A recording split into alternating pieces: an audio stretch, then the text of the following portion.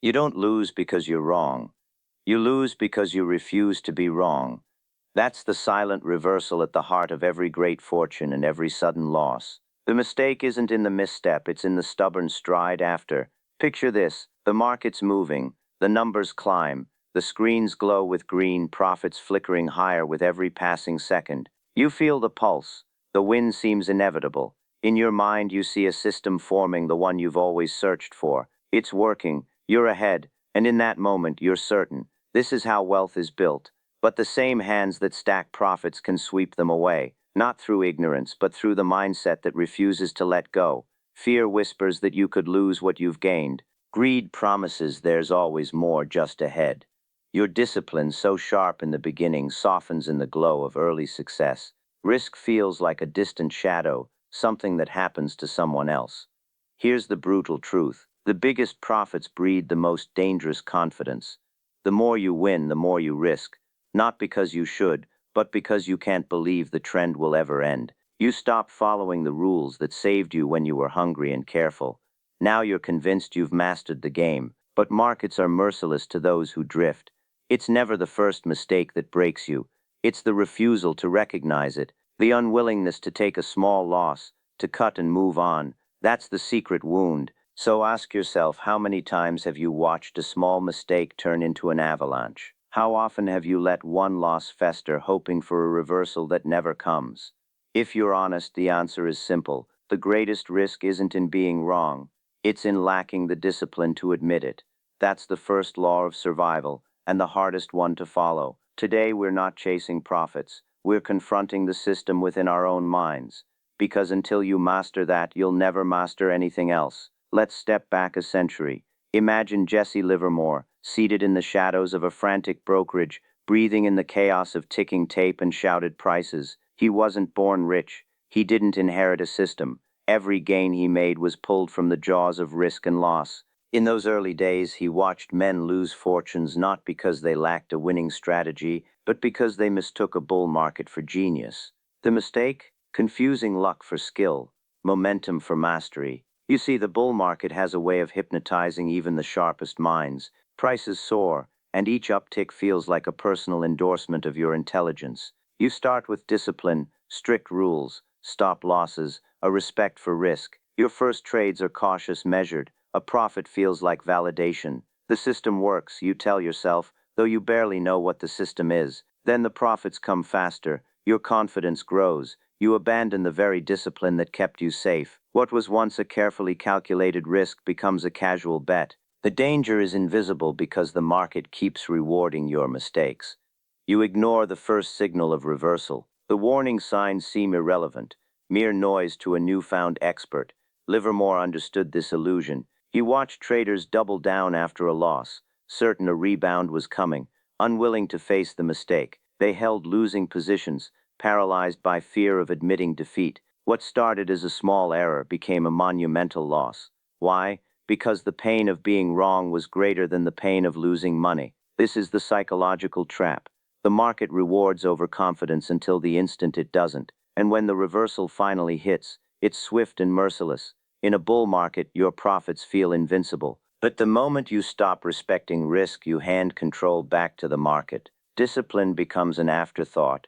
The system breaks down not from outside forces, but from within your own mindset. History is littered with stories of early winners who became late losers.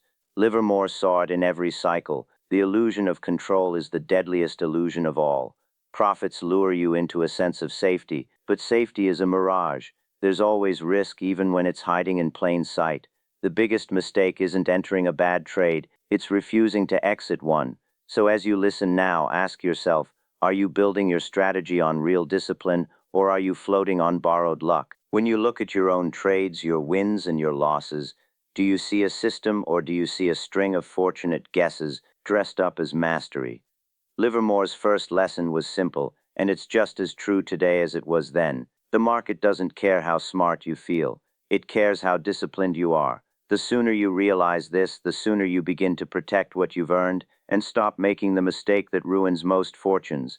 Now we come to the real battle. It isn't you versus the market, it's you versus yourself. Because every great reversal begins in the mind, not on the chart. The story of winning small and losing big is a story of discipline eroding, fear rising, and greed whispering sweet lies. This is where most fortunes are lost, not in the crash, but in the quiet decisions made long before. Consider this. Why do you stick to your system on the way up but abandon it when the tide turns? Why do you cut profits short but let losses grow? The answers are almost always psychological. The market doesn't change, your mindset does. At the core, there's a tension between fear and greed. Fear of missing out.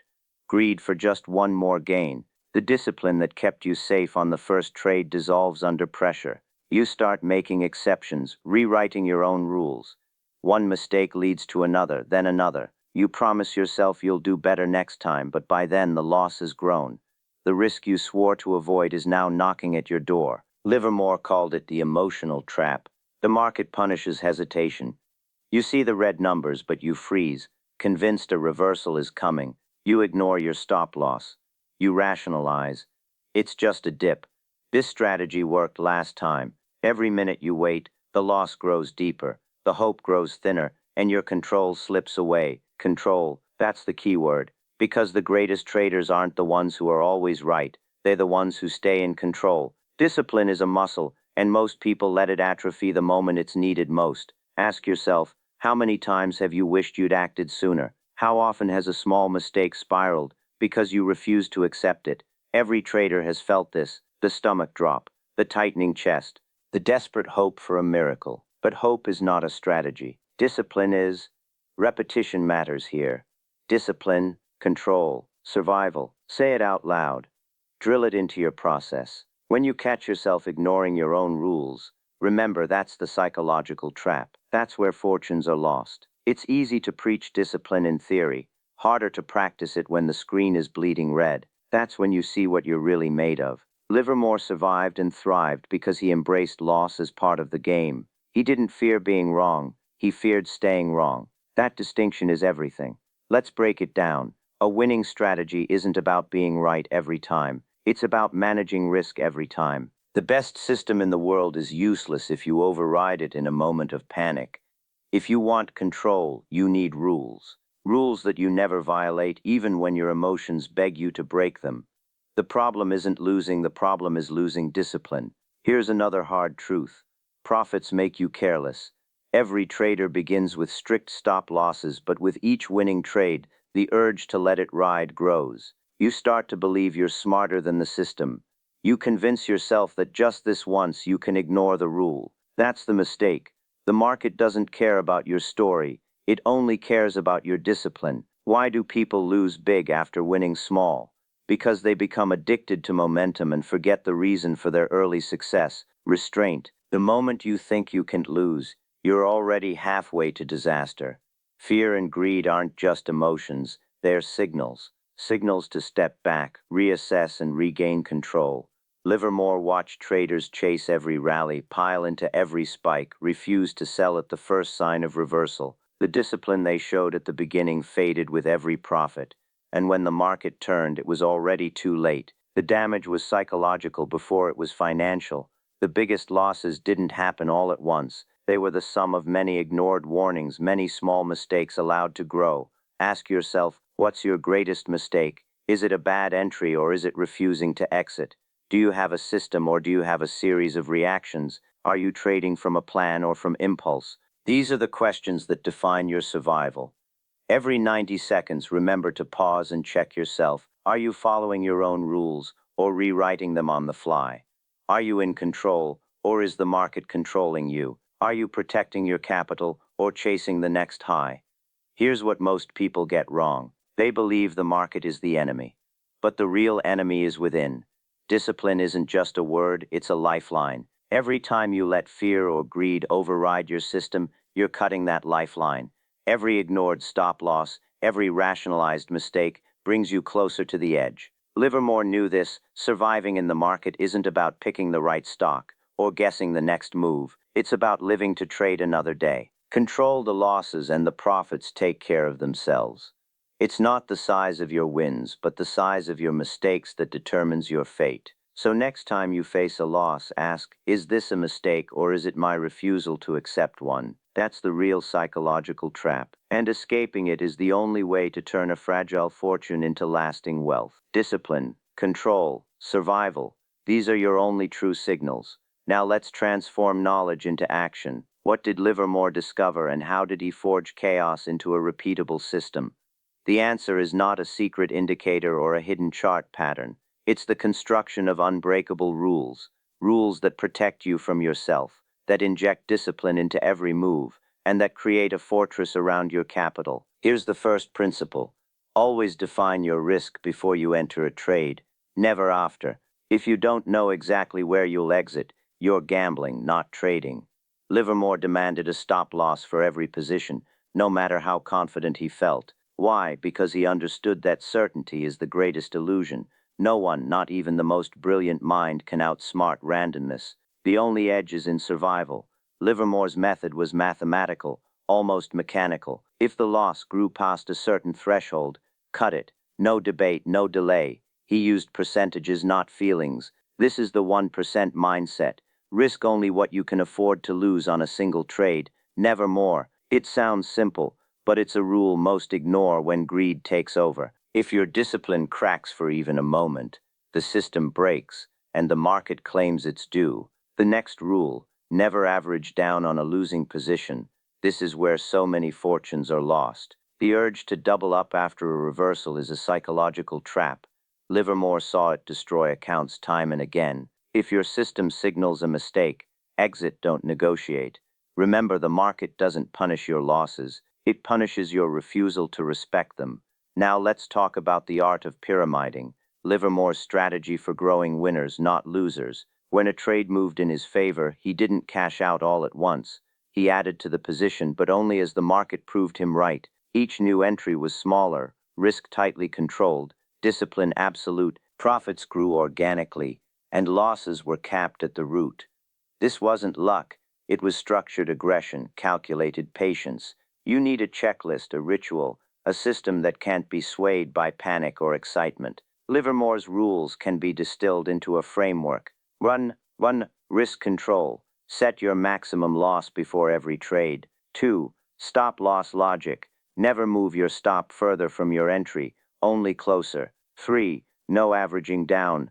Exit mistakes, don't double them. 4, pyramiding. Only add to winning trades and always with reduced size. 5, patience. Don't chase. Wait for the market to confirm your thesis before acting. But systems aren't just technical, they're psychological.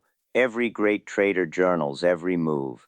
They track their discipline, not just their profits. When you make a mistake, write it down. Analyze why. Was it a failure of strategy or a failure of mindset?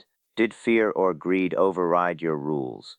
This is the transformation Livermore achieved. He stopped being surprised by the market because he stopped being surprised by himself. His greatest weapon wasn't intelligence, it was relentless self-awareness.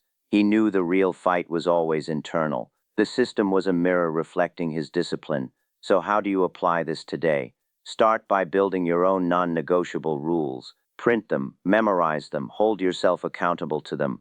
Create rituals. Review your stop-loss placements every pause and ask, is this a system trade or an emotional reaction? The difference is everything. If you want to survive, if you want to thrive, you must respect the process more than the outcome. The right system will sometimes deliver losses. Accept them. What matters is that no single loss can destroy you. That is the only secret. There is no holy grail, no perfect entry, no guaranteed win. There is only the unbreakable shield of discipline, and the humility to know you are always one step from disaster, one mistake from reversal. Let Livermore's rules become your guardrails. Let his discipline become your own. Build a system so strong that not even your worst day can break it. In the end, your survival, your profit, your legacy, it all comes down to this. Do you have the courage to follow your own rules when it matters most? Take a breath. Look back at your last trade, your last decision, your last impulse to override the system. Where did your discipline hold? Where did it crack? This is the silent audit most traders never perform, and it's the audit that determines your future.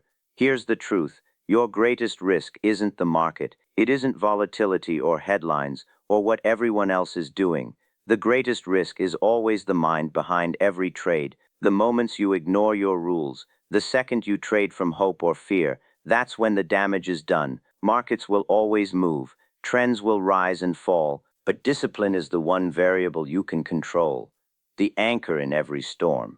So ask yourself, if your strategy vanished and your profits disappeared tomorrow, what would remain?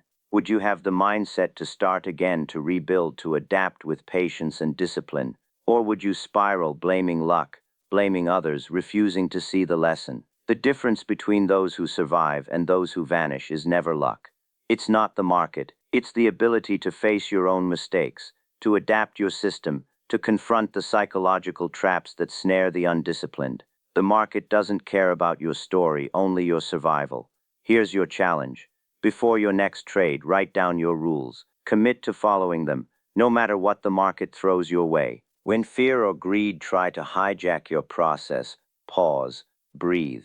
Remember that every mistake is a signal, a chance to reinforce discipline or to let it slip away. In the end, your legacy in the market is written by your discipline, not your luck. Your profits are built one rule at a time, one mistake corrected, one lesson learned. The question isn't whether you'll make mistakes, you will.